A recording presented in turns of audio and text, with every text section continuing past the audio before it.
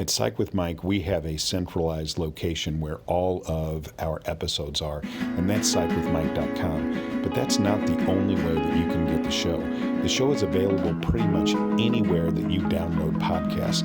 So you can go to your preferred podcast provider and subscribe to Psych with Mike there. If you find one that we're not available on, please let us know here at the show, because I would love to correct that.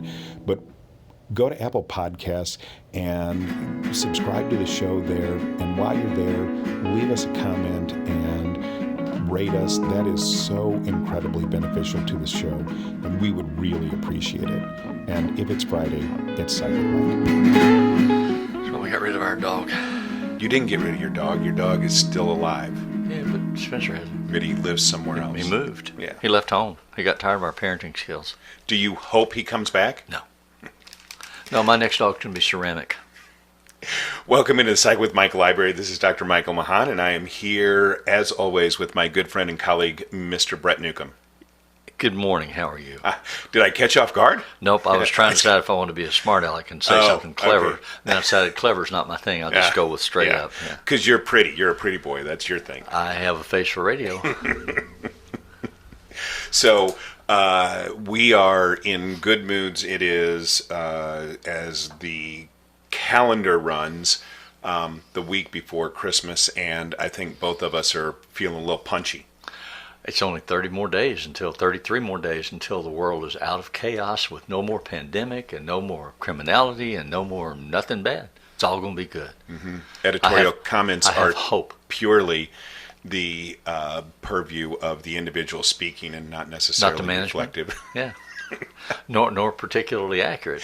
Well, I mean, we are going to talk about hope, and the hope would be that we're rounding the corner with the pandemic. People have begun to get injections of the vaccine, that enough people will be willing to get the vaccine, that we'll be able to achieve herd immunity, and that within 6 months of today, the pandemic may be a memory.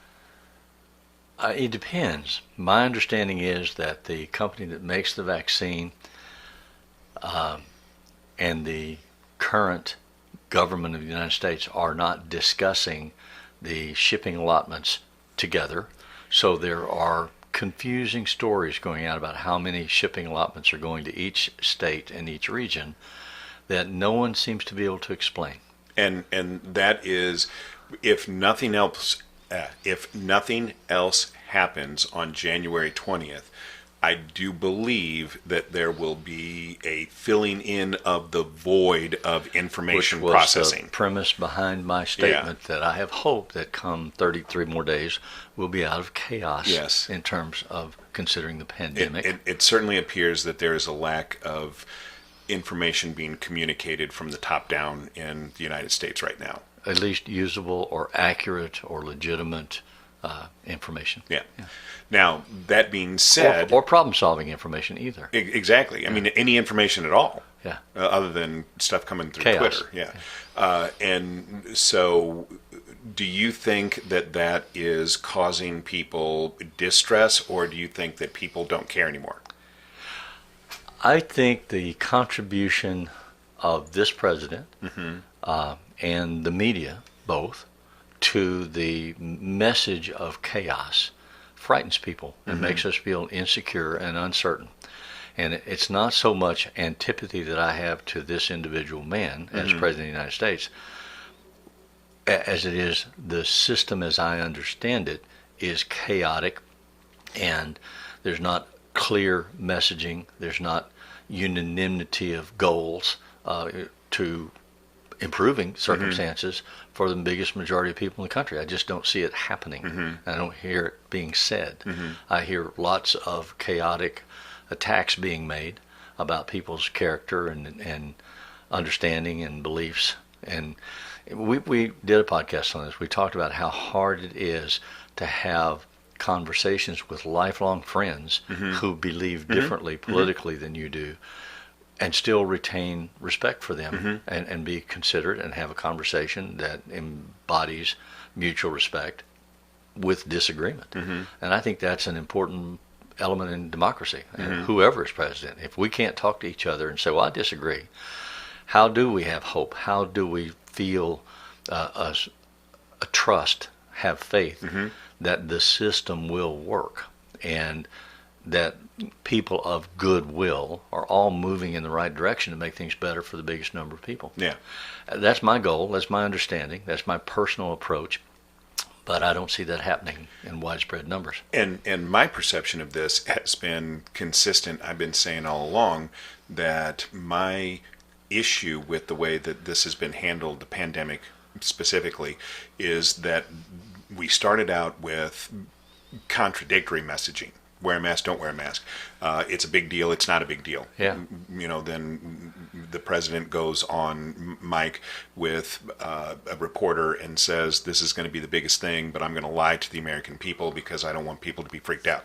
And I believe that if we had had a consistent message, whether that message was hunker down, we're going to make sure you pay all your bills, there is no such thing as money, we're going to print all the money to make sure that the economy runs, that would have been okay. Or it's not a big deal, we're going to have to soldier on and we're going to have to get through the pandemic and some people are going to get sick, but you're not going to believe how fast that we're going to have a vaccine, so we're just asking people to just keep your head down. Yeah. I think that would have been okay. I think any real message that would have been promoted from the top down through all the layers of the bureaucracy would have been okay, but we didn't have that. We had contradictory messages, and now we have an absence of messaging. And nature abhors a vacuum, and so something has to fill that space. And right now, what's filling that space is whatever any individual wants to believe. And I think that's really causing an existential anxiety. I think there are people of malicious intent that are busy stirring the pot for their own agendas. When you get messaging from the top that says it's a hoax, it really isn't a pandemic, it's just one or two people from China, it'll blow over, don't worry about it. And then you have the ancillary messages go out and say, this is all a Democratic hoax, and as soon as the election is over, you'll never hear COVID again. And so this huge messaging apparatus comes out and says that don't listen to this, don't pay attention to this, don't worry about keeping distance, don't worry about wearing a mask. The whole thing is a sham the Democrats are perpetrating. So now the election has been over for more than a month, and we're having 3,000 Americans die or more every day, from COVID, which, according to the Republicans, we'd never hear again after the 4th of November. So to me, that kind of stupidity leads to chaos and leads to people feeling hopeless and scared, especially when they lose their jobs. They have to worry about getting evicted. They can't pay their bills. They have health issues. They don't have health insurance. Right. I mean, but okay, so then my reaction to that is that you had started off by saying that this was people with malicious intent. I think there are people who are driving the messaging. But then you'd said also, but then because of that stupidity, I don't think you can be malicious. I mean, you can be malicious and stupid, but either these people are malicious or they're stupid. Which of those do you think is more true? I think the people that are driving it are malicious. I think the people that are buying it I gotcha. have not approached it with any kind of objective intellect. And so I say, or I would say, my opinion is that I don't think anybody's malicious. I think people. I disagree with you. I know, and that's the point at which I wanted to. There are bad people who do bad things on purpose. I understand that there are bad people, but I don't think that something this large can be done by one individual. So you don't think it can be that tightly bottlenecked? You don't think it can be that tightly bottlenecked? Well, or disseminated and getting enough buy-in. So I think that people are just doing their own thing, reacting in ways that they think are in their own best interest, and that from the top, the message is whatever I ate last night, how that's sitting on my stomach. So, I don't think there's any. A good friend of mine. I don't think there's a plan. High school and college. 65 years ago. Not me. Not you, no. Just posted on Facebook this weekend that all of this vaccine messaging and the desperate attempt to get a vaccine and convince people to get it is a scam perpetrated by George Soros and Bill Gates. I had a client tell me that. And I just don't understand how anybody can believe that. I know. So I have to wonder, is my friend mentally challenged, or is he propagandized into a cult that I can't support? But that's what so there's not been, so even if that message has been implied from the top down, that hasn't been specifically stated. So people are filling in the depends on where blanks. you go, Michael. If you look around, I know somebody, Pat Robertson said between now and January the 20th, God will perform a miracle that will keep President Trump in office for another term. And all of the people that send Pat Robertson money and believe in his messaging are sitting there at home saying, well, by golly, thank goodness we're going to have an answer. And I think that's just disturbing to me in ways I can't communicate. Well, I would agree with that. And you had said earlier you were reading an article, and during the Russian hack, so for people who, by now you've heard this, that there's been a very large-scale Russian hack perpetrated against the United States. It's at all levels of the government and maybe even into some private industry. Right. And the government now is saying that they're thinking this may be a couple of months before they're going to be able to untangle the web. And based on that disclosure, the NSA has to decided which I might respond in the last 4 days that this has been out as news. The President of the United States has had nothing to say about it at all. And the President's administration has had nothing to say about it at all. Right. But today, the man that runs the Pentagon for this president suspended President-elect Biden's ability to receive updates his from the national Pentagon. security briefing. Yeah. So my question is why? Well, I mean, there's not an answer to that. 30 days out. Why can you do that? And I don't think that came from the president. I think that's this guy's take on what he thinks the president would want him to do. But that's what I'm saying. Without a direct messaging, so we're back people to are doing people what their are own malicious and doing malicious things for reasons, for payoffs. And I don't know that. Follow the money. Yeah. I wouldn't call it malicious. I think this guy is doing what he thinks his boss would want him to do. I don't know that that's. I don't think he has. He's not a villain where he's twiddling his thumbs and laughing. Right? Let's go back to Shakespeare. What is a rose? Would a rose smell as sweet by any other name? Would we recognize it as a rose? And when you get hung up on the definition of a word, oh, is that malicious? The point of reality is the behavior is there. Look at it. Call it what you want to call it. It's there. It's interfering. It's manipulative. It's in pursuit of some hidden agenda, whatever that might be. And that concerns me. So we've laid the groundwork for a very bleak, dire kind of viewpoint. How do people have hope in the face of what we're living through? We've got a pandemic. We've got a political machine that we don't feel like is operating on all cylinders. So how can the average person say, oh, well, I'm going to generate hope? It's a loaded question, a heavy question. How does any individual have hope for their own life, for their own family? How can I make sure my kid has something to eat this week, that my bills are paid, that my health care is covered? And then you step up into a bigger frame, your family, clan, tribe, nation. And you say, well, how can I make sure my clan is okay? How can I make sure my tribe is okay? How can I make sure so how can I have hope? And I'm mindful of a quotation that's attributed to John Kennedy in his election campaign, and the journey, which it's an old Chinese proverb: "Journey of 1,000 miles begins with a single step." So each of us has to make a single step. And Albert Schweitzer said the same thing differently. He said, "It is better to light a single candle than to curse the darkness." So we have to, as individuals, do what we can do individually. So look around and see if there's somebody that you know that's food challenged, and get them some food. Look around and see if somebody that you know needs to be taken to the doctor, and take them to the doctor. Do what you can do as an individual in your network to spread cheer and goodwill and hope, and hope that then will filter and percolate through the system, just like coffee does through a filter to make a pot of coffee. Right. And I think the more of us who do that, do good things for good reasons to good people, it gets better. And I hope comes out of that. It grows out of that.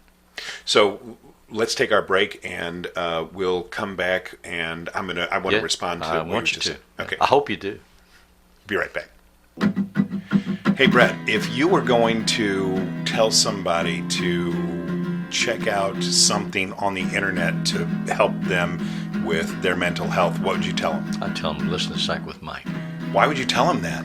Because it's probably one of the most easily listenable experiences you can have that will give you information that's useful for a whole spectrum of concerns that people have. I agree, and I have actually been told that by at least a dozen people, several of whom were not married to me, and some of them didn't even know me. That's amazing. That is amazing. It's when we get that kind of feedback from people, it is so incredibly humbling and overwhelming for me. It is for both of us. Yeah. So we really appreciate it, and as always, if it's Friday, it's Psych with Mike. Okay, we're back, and I guess for me, so first off, let me start off by saying this: that through the pandemic, neither my wife or I lost income, and so we've done well through the pandemic, and our children are doing well, and so we are in a very blessed position, and we've tried to do what we can to help other people that we see in need, but we're not in that position where we're worried about paying our rent or being evicted or having to go to a food pantry to get something to eat. But there are people who are in those positions. Yes. And so I think there's a difference. Like, I feel very optimistic. I feel very buoyed by the fact that on January 20th, there's going to be a change, whether it's a fantastically wonderful change, it's going to be different. And I think that's going to be good, that's going to inject some positivity into the zeitgeist of the society just because it's different. And I believe that we are on the tail end of the pandemic, and that as we go through 2021, by the middle of 2021, we're going to be able to say that the pandemic is a memory. But that's not going to pay anybody's rent, and that's not going to put food on anybody's table. So there's different stages or different places where people are, and the way that you can be hopeful is different. It's easy for me to say I'm going to keep an optimistic, positive, hopeful attitude.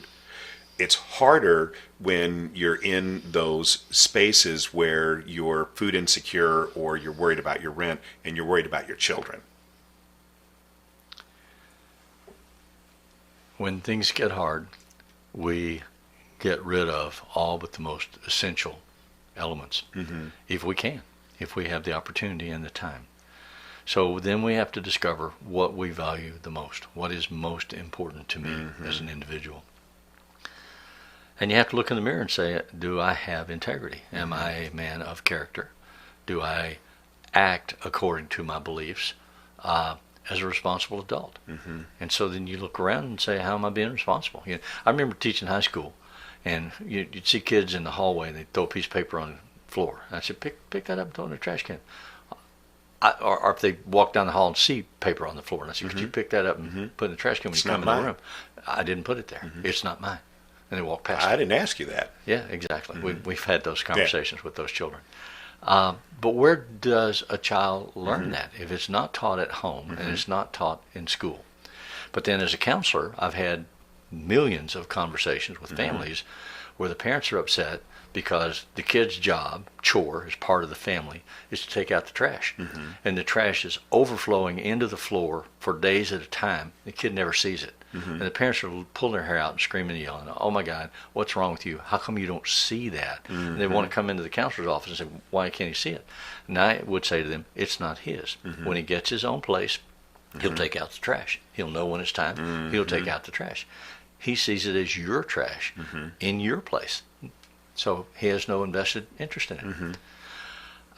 The paradox there is, how do we get them to internalize the values that we want them to have? Well, we have to model them. And not just say the words. Yeah. You have to live it, because what kids watch is the walk you walk, Right. not the talk you talk. Right. And so they have to see that you make the effort to take care of the next door neighbor. That if they're out of town for a week, you go over and cut their grass. Not because they pay you to, but because you're being a good neighbor and a friend. If you need to call somebody and say, "Hey, I need help, will you come and help me?" You expect your friend to come and help you. You don't expect your friend to say, "Well, yeah, but that'll be $100. I can hire somebody to come and do it for $100. Can I get you to come over and help me do it physically?" So you have to model that behavior. When my kids were young, when they were growing up, I used to tell them all the time that it's important to do the right thing, not even when it's hard, but because it is hard. Yeah, those are great messages, but they have to see And they- you yeah. do it. And one of the Well, my hope is that they did. But Well, but one of the problems there is so many parents don't talk to their kids about what's going on. They don't sit down with the kids and say, "Mom and I are not getting along, and we're having some fights, but we're safe. It's not going to go to the level of divorce, but you see it, and we want you to know we love you and we love each other." And Right.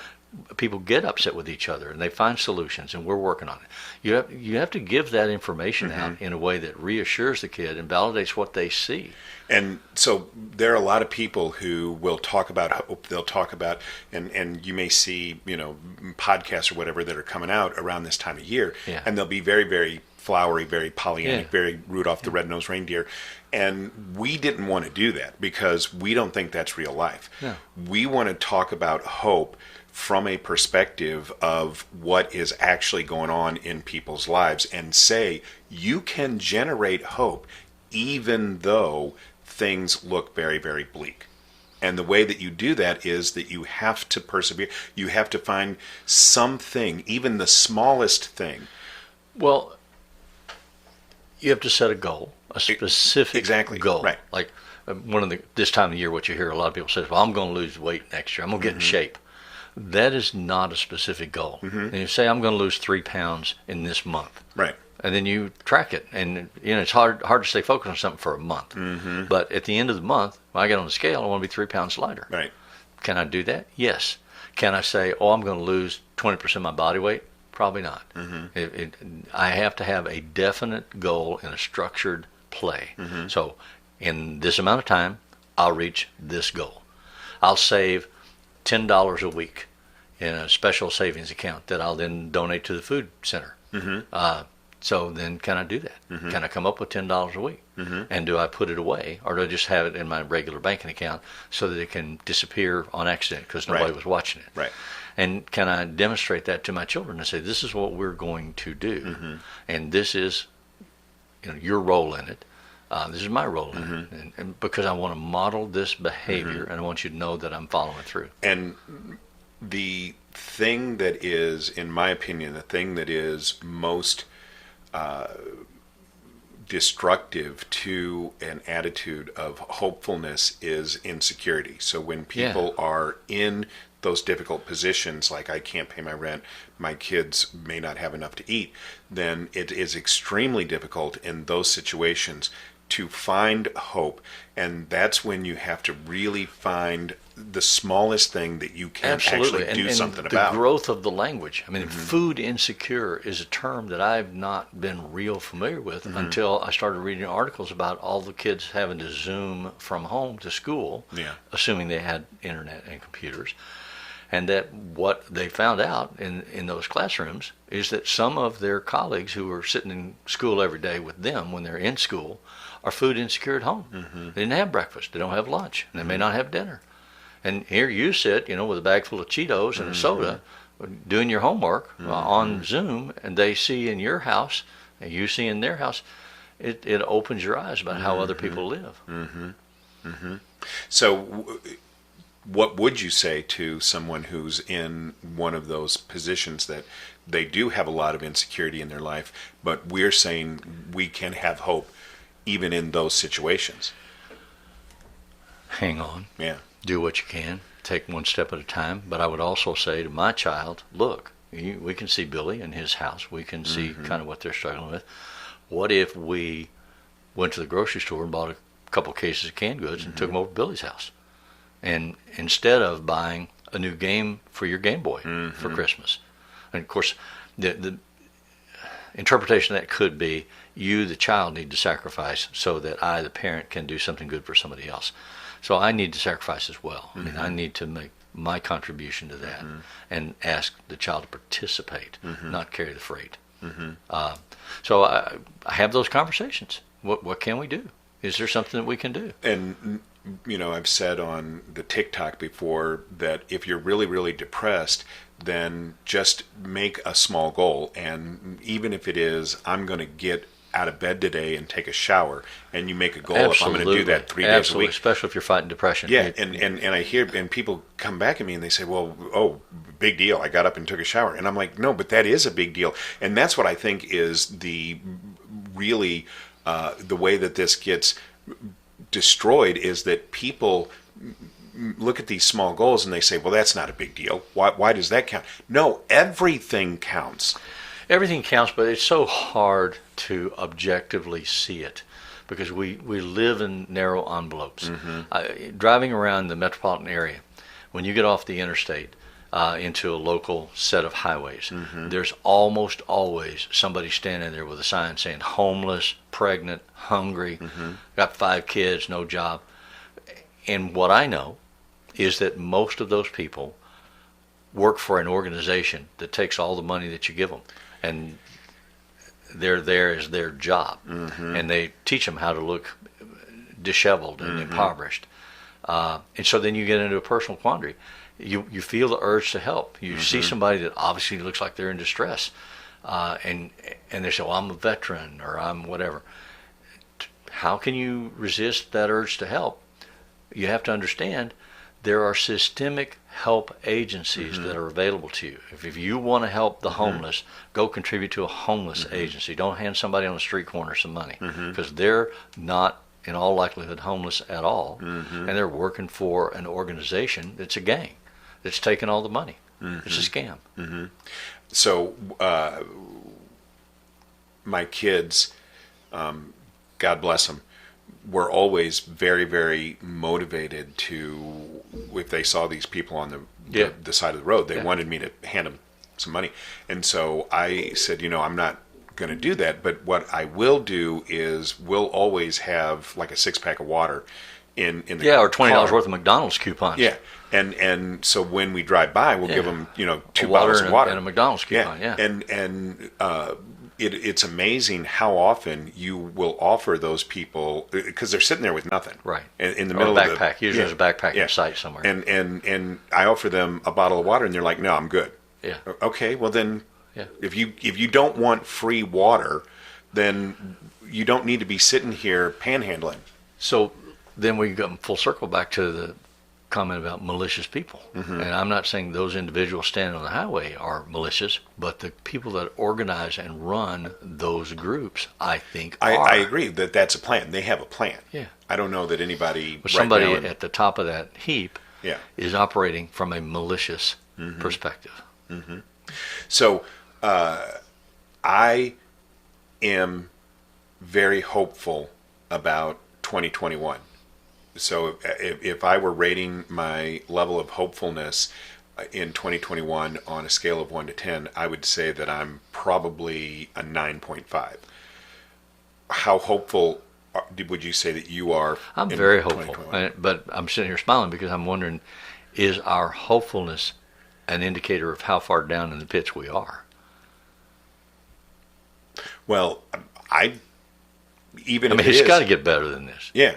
Yeah. Well, my thing is that I really genuinely believe, whether The Secret or whatever, all those Yeah. I feel like those are fads, but I do believe that energy is not created or destroyed. If you create positive energy, I have hope that Joel Osteen will bring me a Rolex that he doesn't need anymore. I think you're being sarcastic. Yes, I think you're right. But you are very hopeful for the new year. Yes. And so if we're saying, okay, we're very hopeful for the new year, are we saying that we believe, this is my fear, is we could say, hey, be hopeful, and we could really pump people up, and they could say, yes, I feel very hopeful, and then January 1 comes and they don't feel like their life changed, and then they're like, oh, now they're despondent again. So what I think we're saying, and you let me know if you agree with this, that the hope starts with you, with the person, and with you trying to find even a very, very small thing that you can have some control over, and then trying to make that thing better. So if you are super, super depressed, just getting up and taking a shower. If you are in dire straits and you're afraid that you might lose your home if they don't extend the rent moratorium, or if you feel like that your kids are not getting as many calories as they need a day, are you actively, this is something that I think could make a difference. You can actively tell your kids that you love them several times a day. And that's something that you can have control over, even if you don't have control over whether or not the rent gets paid or whether or not the kids get more food. Yes. Is that too Pollyannic and too simplistic, or is that... Well, I think it's absolutely dead on. I think that's part of what you have to do. You have to continue to put one foot in front of the other and move forward as best you can. Knowing that, you're going to fall in a hole. Mm-hmm. Things are going to go bad. But I believe in the net effect of the pendulum. The pendulum swings back and forth. It gets worse, then it gets better. Then it gets worse, then it gets better. Right. The question is, can you get it to stay in the mid-zone, or does it have to go to the extremes? Mm-hmm. For instance, I was listening to somebody on the radio the other day talking about, well, the solution to all our problems is we need to have more than two political parties. Mm-hmm. Because these two political parties have locked everything up and they control everything, and that's why there's an impasse at all levels of government.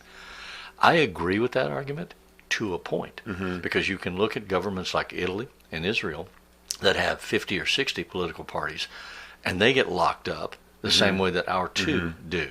But somewhere in between 50 and 60 and 2, there's a mid-range that requires compromise, negotiation, conversation about what is the ultimate objective and how can we reach it. Mm-hmm. And it requires us to work together. Mm-hmm. When we get to the level of extremes, the pendulum has gone too far. Mm-hmm. So we have to bring it back to the middle. So I'm hoping that this year we'll see more efforts towards the middle. So we hope that people are able to generate some hope if they don't feel it already. We believe that the new year is going to be better than this year. And here at Psych with Mike, we wish everybody happy holidays and a blessed new year. And if you have the ability, try and help someone in your sphere of influence that you feel like needs assistance. Do something good for somebody today. Yeah. Pay it forward. Yeah, absolutely. As always, the music that appears in Psych with Mike is written and performed by Mr. Benjamin DeClue. You can go on the internets and you can find us at psychwithmike.com. You can go on the YouTubes and find us at Psych with Mike. And you can always go to Apple Podcasts, find us Psych with Mike, leave us a comment, and rate us. That is always really very beneficial. And as always, if it's Friday, it's Psych with Mike.